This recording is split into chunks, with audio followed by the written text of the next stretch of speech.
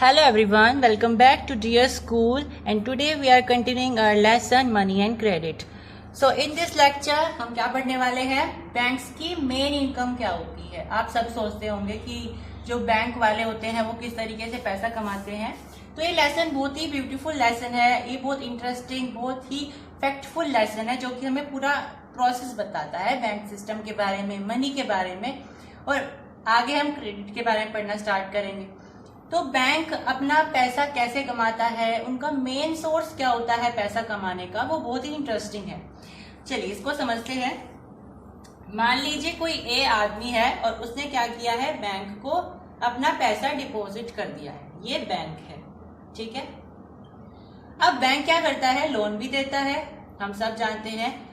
तो बैंक क्या करेगा, एक आदमी आया बी, वो उससे लोन मांग रहा है, तो जो पैसा ए ने उसको दिया था उसमें से वो कुछ अमाउंट रख लेता है और बाकी की अमाउंट क्या कर देगा, बी को दे देगा एज अ लोन। वो रख क्यों रहा है पैसे को, क्योंकि बाय चांस ए वाला आदमी है वो अगले दिन आ गया, उसने अपने पैसे मांगने स्टार्ट कर दिए, तो वो क्या दिखाएगा बैंक उसको, तो वो कुछ अमाउंट वहां पे रख लेता है और लोन के लिए फिर कुछ अमाउंट उनको दे देता है। अब जब वो लोन ले रहे हैं तो इंटरेस्ट रेट भी लगेगा, उस पर इंटरेस्ट भी लगेगा। तो जो इंटरेस्ट से पैसा आएगा वो ही किसकी कमाई होती है, बैंक की, क्योंकि इन पे तो वो क्या करेंगे, इन पे हालांकि वो थोड़ा बहुत अमाउंट ऐड कर देते हैं, लेकिन मेन क्या होता है, जब वो लोन देते हैं तो ब्याज लगता है और वो ब्याज ही बैंक वालों की असली कमाई होती है। तो इस तरीके से बैंक वाले अपनी कमाई करते हैं। समझ में आई? तो यहीं पे ये लिखा हुआ है, यू कैन रीड। अब मनी तो हमने पढ़ लिया, मनी का क्या सिस्टम होता है, किस तरीके से मनी को हम सर्कुलेट करते हैं, है ना, ये सब चीजें बैंक कैसे उसको प्रोसेस करती है। लेकिन क्रेडिट क्या होता है, तो असल मायने में बताएं तो क्रेडिट लोन ही होता है। लोन क्या होता है भाई, हम लोन किसे बोलते हैं, refers to an agreement in which the lender supplies the borrower with money, goods or services in return for the promise of future payment। ये एक तरीके की एक एग्रीमेंट होती है, एक सुलह होती है, जिसमें कोई लैंडर क्या होता है, जो पैसे देता है, कोई लैंडर बोरोवर मतलब जो पैसे ले रहा है, यानी कोई लैंडर बोरोवर को पैसे दे देता है, या पैसे नहीं, पैसे के अलावा वो कोई भी सर्विस भी दे सकता है, कोई भी गुड भी दे सकता है ना। तो जब वो गुड दे या सर्विस दे या मनी दे लैंडर बोरोवर को, और ये प्रॉमिस करे कि भाई तुम फ्यूचर में मुझे इसका जो पैसा है वो दे दोगे, ठीक है, उसे हम बोलते हैं credit. Is it clear to everyone? तो यहाँ पे हमने क्रेडिट क्या समझा, क्रेडिट इज बेसिकली लोन। इसका मतलब क्या होता है, कि एग्रीमेंट होती है जिसमें लैंडर बोरोवर को पैसे देता है या सर्विस देता है या फिर कोई गुड देता है और प्रॉमिस करता है कि भाई तुम फ्यूचर में मेरे को इसका जो पैसा है वो रिटर्न कर दोगे। और ऐसा हमेशा होता नहीं है, इन ऑल द केसेस नहीं होता है, लेकिन मोस्टली केसेस में इस पे फिर ब्याज भी लगता है, वो उसको ब्याज के साथ फिर वो पैसा लौटाता है, ठीक है। इस तरीके से जो लैंडर है उसको भी बचत होती है, ठीक है। इस तरीके से अपना बिजनेस करते हैं। Is it clear? क्रेडिट तो हमने समझ लिया। अब क्रेडिट लेने के लिए यानी लोन लेने के लिए हमें क्या क्या जरूरी होता है, मतलब इसमें कौन कौन से ऐसे टर्म्स होते हैं जो हमें ध्यान रखने होते हैं जब हम लोन ले रहे होते हैं या फिर क्रेडिट ले रहे होते हैं। तो इसमें बहुत सारे टर्म्स आते हैं। पहला टर्म होता है इंटरेस्ट रेट। इंटरेस्ट रेट बोले या फिर हम बोल सकते हैं ब्याज, कॉमन भाषा में ब्याज, यानी कि जो प्रिंसिपल अमाउंट होती है उस पर जो एक्स्ट्रा अमाउंट लगती है उसे हम बोलते हैं इंटरेस्ट रेट। प्रिंसिपल अमाउंट मतलब मान लीजिए एक बंदे ने 50 लाख रुपए का लोन लिया है, तो उस पर जो लोन लगेगा, मान लीजिए उसने जो लोन लगा है वो 5 लाख रुपए का लग गया, सो जो इंटरेस्ट रेट लगा यानी ब्याज लगा वो 5 लाख रुपए का लगा, तो वो 5 लाख रुपए क्या है, इंटरेस्ट रेट है, ठीक है। जो प्रिंसिपल अमाउंट यानी कि जो उसने पैसा खरीदा यानी 50 लाख, उसके अलावा भी जो उसे एक्स्ट्रा देने पड़ेंगे वो होता है उसका ब्याज, मतलब इंटरेस्ट रेट। कोलेटरल यानी गिरवी रखना, हम कॉमन भाषा में क्या बोलते हैं, गिरवी रखना। तो कोलेटरल एक तरीके से गिरवी रखना होता है, कोई भी सामान हम रखते हैं, इसको हम आगे देखेंगे यहाँ पे। एंड डॉक्यूमेंटेशन रिक्वायरमेंट, यानी कि आपको क्या कागजात चाहिए क्रेडिट लेने के लिए, वो सब चीजें। And mode of payment comprise what is forms a term of credit, ये सारे टर्म ऑफ क्रेडिट होते हैं। लेकिन ये बात ध्यान रखना, जनरली ये जो सारी चीजें होती है ये हमारे क्रेडिट के दो टाइप्स होते हैं, एक होता है फॉर्मल सोर्स ऑफ क्रेडिट, एक होता है इनफॉर्मल सोर्स ऑफ क्रेडिट, जिसको हम आगे देखेंगे। तो ये जो सारी चीजें हैं ये फॉर्मल में ज्यादा यूज होती है, इनफॉर्मल में कम यूज होती है। क्यों होती है कम, वो हम आगे देखेंगे, अभी इतना ध्यान रखिए। तो अब ये जो सारे हैं इनकी यहाँ पे डेफिनेशन लिखी है, इनमें से कुछ जो इंपॉर्टेंट है। Interest rate, borrower must pay to lender with the repayment of the principal amount, यानी प्रिंसिपल अमाउंट के साथ साथ जो उसे दोबारा से यानी एक्स्ट्रा जो उसे पे करना पड़ेगा लेंडर को, बोरोवर को जो लेंडर को एक्स्ट्रा अमाउंट पे करना पड़ेगा वो होता है हमारा interest rate. Is it clear? Let me repeat it. जब कोई बोरोवर लेंडर को प्रिंसिपल अमाउंट के साथ साथ एक्स्ट्रा अमाउंट भी पे करता है, वो एक्स्ट्रा अमाउंट क्या होती है? इंटरेस्ट रेट होता है, क्योंकि उस पर ब्याज लग जाता है। ठीक है, और क्यों लगता है भाई? वो लेंडर का सोर्स ऑफ इनकम हो गया, क्योंकि उसे क्या बचत आएगी, ऐसे तो पैसे एक्सचेंज करते रहो बस। ठीक है, और इससे यह भी होता है कि उसके पास उसे लौटाना ही है, क्योंकि जितना ज्यादा समय बढ़ता जाएगा इंटरेस्ट बढ़ता चला जाएगा। तो ऐसे फिर उसे जो जिसने पैसे लिए हैं उसके पास प्रेशर होता है कि मुझे जल्दी से जल्दी उसके पैसे वापस लौटाने हैं, नहीं तो ब्याज बढ़ता चला जाएगा। ठीक है, कोलेटरल क्या होता है? कोलेटरल को बेसिकली हम सिक्योरिटी अगेंस्ट लोन बोलते हैं, मतलब कि हमने जो लोन लिया है उसके अगेंस्ट हमने एक सिक्योरिटी रख दी है ना, यानी गिरवी रख देना कोई सामान। तो it is an asset that the borrower owns and uses this as a guarantee to lender until the loan is repaid. यानी हम जब कोई लोन लेते हैं तो हम वहां पे अपना कोई सामान रख देते हैं। मान लीजिए हमने अपने घर के कागजात रख दिए, अपने गाड़ी के कागज रख दिए या कोई भी चीज, तो वो एक तरीके से सबूत होता है कि हम जो अपना जो पैसा है उसे रिपे कर देंगे, इतना तुम इस सामान को हमारे पास अपने पास रखो। ठीक है, तो एक तरीके से उनके पास सिक्योरिटी हो जाती है लोन देने वालों के साथ कि वो भागेगा नहीं कहीं लोन लेकर के, क्योंकि उसका जो सामान है कोलेटरल है वो हमारे पास आ गया है, जो कि उसके लिए बड़ा कीमती है। ठीक है, अब एक बात और होती है कि जो कोलेटरल होता है वो हमेशा ज्यादा वैल्यूएबल होता है, यानी ज्यादा बड़ा होता है या मोर होता है देन द अमाउंट जो उसने लैंड करी है या उसने बोरो करी है, सॉरी। ठीक है, यानी कोई जो बोरोवर है वो लैंडर के पास आया, मान लीजिए उसने 50 लाख रुपए लिए हैं उसे लोन के रूप में, तो उसे जो यहाँ पे गिरवी रखना पड़ेगा ना सामान, वो 50 लाख रुपए से ज्यादा का होना चाहिए। ठीक है, तो कोलेट्रल हमेशा ज्यादा होता है किससे? जो उसने अमाउंट बोरो करी है उससे, ये हमेशा ध्यान रखना है। It can come in MCQ और any other objective question as well. अब ये जो क्रेडिट होता है ना, इसकी नेगेटिव साइड भी होती है और इसकी पॉजिटिव साइड भी होती है, मतलब इसके फायदे भी होते हैं, इसके नुकसान भी होते हैं।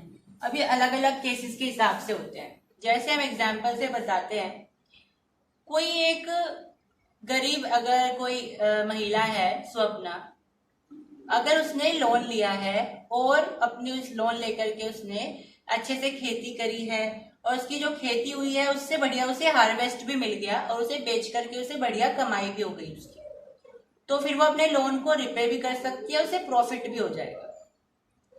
लेकिन ये किस पर डिपेंड कर रहा है? अगर उसका हार्वेस्ट अच्छा हो गया तो वो रिपे कर पाएगी, लेकिन अगर बाय चांस उसका हार्वेस्ट अच्छा ना हुआ तो वो किस में फंस जाएगी? डेब्ट ट्रैप में फंस जाएगी। डेब्ट ट्रैप का मतलब क्या होता है? कर्ज के जाल में फंस जाएगी। और हर साल हर दिन हम जो है अखबार में देखते हैं और हर साल रिपोर्ट निकल करके आती है कि इस साल इतने लोगों ने खुदकुशी कर ली क्योंकि वो कर्ज में डूबे हुए थे। और मेनली ये कहाँ से आती है खबरें? गांव के इलाकों से आती है, जो लोग खेती करते हैं, क्योंकि जब वो अपने लोन लेते हैं तो वो उनकी जो मेन कमाई होती है वो हार्वेस्ट पर डिपेंड करती है। और हार्वेस्ट को हम ऐसे प्रिडिक्ट नहीं कर सकते कि अच्छा ही होगा या बेकार ही होगा, क्योंकि वो डिपेंड करता है सीजन पर, मौसम पर। आजकल बारिश इतनी ज्यादा है कि लोगों के क्या हो गए, राइस भी खराब हो गए, है ना, डूब करके, वो मतलब खराब स्थितियां होती है, तो हम उनको पहले से ही प्रेडिक्ट नहीं कर सकते हैं कि होने क्या वाला है। तो ये ऐसी चीजें होती है जो हार्वेस्ट पर डिपेंड करती है। तो यहाँ पे पॉजिटिव साइड भी दिखाया गया है क्रेडिट का और नेगेटिव साइड भी। पॉजिटिव क्या है कि भाई आप लोन ले रहे हो, अगर आपका जो हार्वेस्ट है वो बढ़िया हो जाता है तो आपके लिए तो क्रेडिट अच्छा है, क्योंकि आपने उससे अच्छा प्रॉफिट भी कमा लिया और फिर बाद में आपने लोन को रिपे भी कर दिया। लेकिन अगर आपका जो हार्वेस्ट है वो बेकार हो रहा है और आप उसे रिपे भी नहीं कर पाए क्रेडिट को, आपको प्रॉफिट तो दूर की बात, और आप ऊपर से कर्ज में फंस गए हो, तो वो तो आपके लिए नेगेटिव हो गया, है ना। तो ये दोनों साइड होती है इसकी। अब सेक्टर क्रेडिट की दो टाइप होते हैं, दो कैटेगरी होती है, फॉर्मल सेक्टर लोन और इनफॉर्मल सेक्टर लोन। बेसिकली इनमें डिफरेंस क्या होता है फॉर्मल सेक्टर में और इनफॉर्मल सेक्टर में?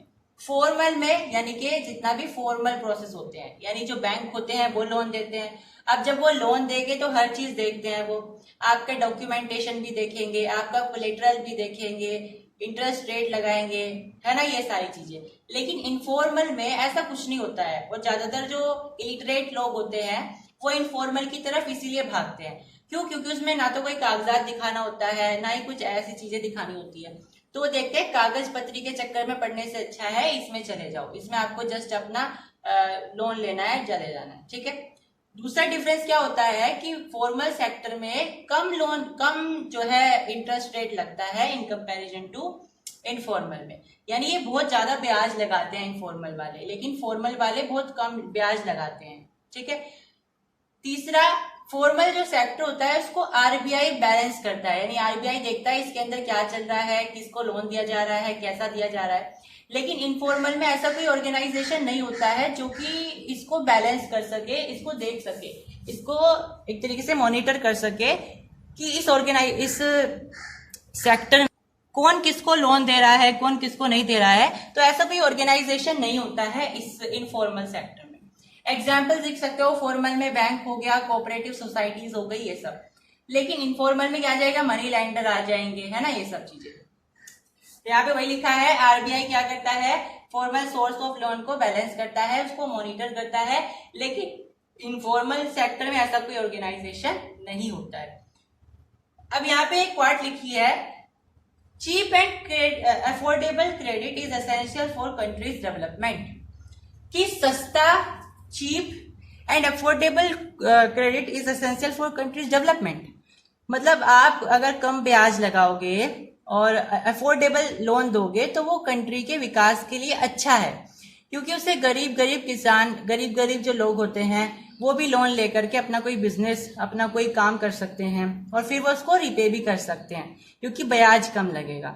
तो अगर आप ऐसी चीजें करो, चीप क्रेडिट दो, अफोर्डेबल क्रेडिट दो, तो उससे डेवलपमेंट हो सकता है। और भी बहुत सारी चीजें होती है, जैसे आप ग्रामीण इलाकों में बैंक खुलवा सकते हो ज्यादा से ज्यादा, जिससे लोग इनफॉर्मल सेक्टर की तरफ जाने की बजाय बैंक वगैरह की तरफ जाएं और उनको इंटरेस्ट रेट कम मिले लोन के ऊपर।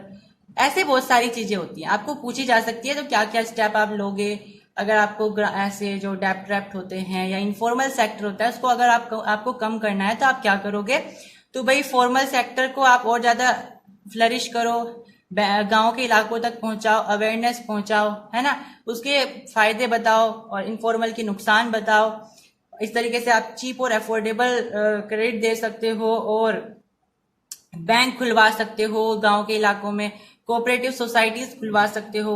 ये सारी चीजें होती है जो हम एक तरीके से कर सकते हैं अगर हमें रूरल इलाकों में या इनफॉर्मल सेक्टर के इलाकों में इनफॉर्मल सोर्स ऑफ क्रेडिट को कम करना है तो। Okay, next. अब हमारा टॉपिक है एसएचजी। एसएचजी की फुल फॉर्म होती है सेल्फ हेल्प ग्रुप। अब ये बहुत इंपॉर्टेंट होता है स्टूडेंट, ये आपके एग्जाम में पूछा जा सकता है, तो इसको ध्यान से समझेंगे। सबसे पहले समझते हैं एसएचजी क्या है, इसकी आने की जरूरत क्या पड़ी, इसको बनाने की जरूरत क्या पड़ी एक तरीके से। तो एसएचजी की फुल फॉर्म होती है सेल्फ हेल्प ग्रुप, यानी कि खुद की मदद करने वाला ग्रुप, है ना। तो ये गांव के इलाकों में होता है मेनली, और इसको जो औरतें होती हैं, हालांकि इसमें मैन भी होते हैं कुछ, लेकिन ज्यादातर इसमें मैक्सिमम औरतें होती हैं। ये क्या करती हैं, आस पड़ोस से बहुत सारे अपने लोगों को इकट्ठा करते हैं और मंडली बनाते हैं, ग्रुप बनाते हैं और बातचीत करते हैं कि हम एक दूसरे की मदद करेंगे, आपस में हम पैसा इकट्ठा करेंगे और जब भी किसी को चाहिए होगा वो आपस में जो हमने इकट्ठा किया है उसमें से ले लेगा और फिर बाद में रीपे कर देगा। तो इसमें हमें बैंक की जरूरत नहीं है, बैंक का फोर्स नहीं है, और हमें इसमें इनफॉर्मल वालों का फोर्स नहीं होगा, प्रेशर नहीं होगा कि हमें अभी पे करना है या रीपे करना है। तो एक तरीके से अपने आप ग्रुप बना लेते हैं। ये जो ग्रुप होता है 15 से 20 मेंबर्स का होता है और हर एक आदमी 25 से 100 रुपए के बीच में इसमें अपनी सेविंग डालता है। अपने हिसाब से डाल सकता है, ज्यादा भी डाल सकता है, जैसा जिसकी एबिलिटी है डालने की पैसे। तो 25 से 100 रुपए तक वो सेव करते हैं और अगर वो लोग 1 या 2 साल तक रेगुलर उस एसएचजी ग्रुप में शामिल हैं, तो वो जो ग्रुप है उसको बैंक क्या करता है, एलिजिबल मान लेता है, मतलब लायक मान लेता है कि ये जो ग्रुप है ये हमारे बैंक से लोन ले सकता है। क्या बताया मैंने, लेट मी रिपीट इट, कि अगर ये जो एसएचजी ग्रुप है ये 1 या 2 साल तक रेगुलर काम कर रहा है, रेगुलर अपने जो सेविंग कर रहा है, एक दूसरे की मदद कर रहे हैं, अगर ये रेगुलर 1 या 2 साल तक अपने आप चला रहे हैं ये, तो बैंक क्या करता है, इनको एलिजिबल मान लेता है कि ये हमारे बैंक से लोन ले सकते हैं। Is it clear?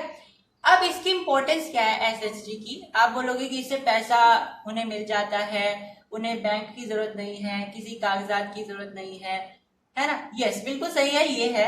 लेकिन इससे ना और भी कई फायदे होते हैं, क्योंकि जो गांव के लोग होते हैं वो आपस में इससे इकट्ठा बैठ करके आपस में बातचीत करते हैं, अपनी डोमेस्टिक प्रॉब्लम्स को सुधारते हैं, है ना? कि हमारे घर में अगर किसी के डोमेस्टिक वायलेंस हो रही है तो आपस में बातचीत करके अपना क्या करते हैं आपस में, क्योंकि उनकी पावर बन गई है, क्योंकि वो आपस में ग्रुप रह रहे हैं। तो अगर मान लीजिए किसी के घर घरेलू अत्याचार हो रहे हैं तो आपस में डिस्कस कर सकते हैं, और क्योंकि वो एक ग्रुप बन गया है तो अब उनके पास इतनी पावर है कि वो पुलिस को बुला सकते हैं या कोई और एक्शन ले सकते हैं। तो अब जो लोग हैं एसएचजी ग्रुप के वो कॉन्फिडेंट फील करते हैं, ठीक है? जो लोग दबे रह जाते हैं कहीं ना कहीं डोमेस्टिक वायलेंस से या कुछ भी, एसएचजी ग्रुप से क्या होता है, उनको फायदा मिलता है, क्योंकि अब वो कॉन्फिडेंट हो जाते हैं, क्योंकि अब वो एक ग्रुप का हिस्सा है, ठीक है? अब उनके पास इतनी पावर है कि जो उनके ऊपर डोमेस्टिक वायलेंस हो रहे हैं वो उसको एक तरीके से उसके ऊपर एक्शन ले सकते हैं। ओके, अब ये एसएचजी ग्रुप भारत में है, बहुत सारी जगह भी होते हैं, लेकिन ऐसे ही बांग्लादेश में ना ग्रामीण बैंक होते हैं। ग्रामीण बैंक मतलब जो गांव में खोले गए बैंक होते हैं। ये 1970 से शुरू किए गए थे। किसके द्वारा शुरू किए गए थे? प्रोफेसर मोहम्मद यूनुस के द्वारा।